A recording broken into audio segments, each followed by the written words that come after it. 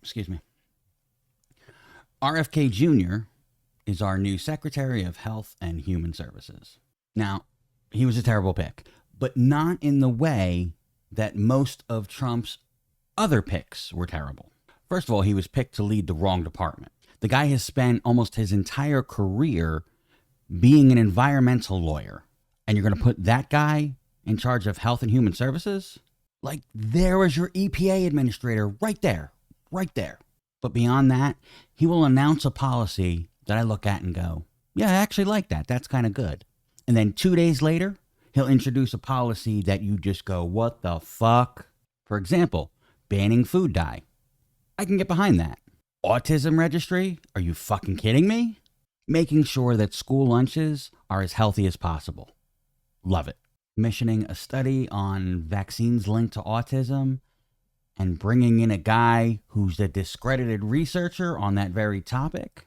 Fucking ridiculous. There is a mountain of evidence that says that there is no connection between vaccines and autism. And there really isn't any solid evidence that there is a link. So while I do think there's value in a vaccine skeptic conducting a study, because maybe the accurate results coming from him could do something within the skeptic community, it's not really encouraging that it looks like they're starting from a conclusion and working their way back. You get what I'm saying? I know anti-vaxxers have a problem with science and the scientific method, but it really is the best way to determine at the moment the most accurate information. Whereas a report done in bad faith can do immeasurable damage to the scientific community and its relationship to anti-vaxxers. These people are genuinely concerned about the health and safety of their family. I get that.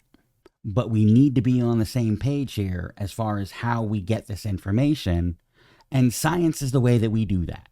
And Dr. Peter Marks, the top vaccine regulator at the FDA, just recently resigned.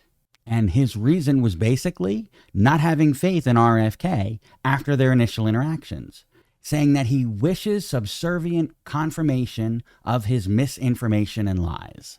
Basically saying the guy's not trying to get to the truth, he's trying to prove his own beliefs correct. And that ain't how science works, people. Bottom line, unlike a lot of other Trump appointees, I really do think that RFK Jr. wants the best for people, wants people to be healthy. The problem is he doesn't understand what that means, and yet he thinks that he does.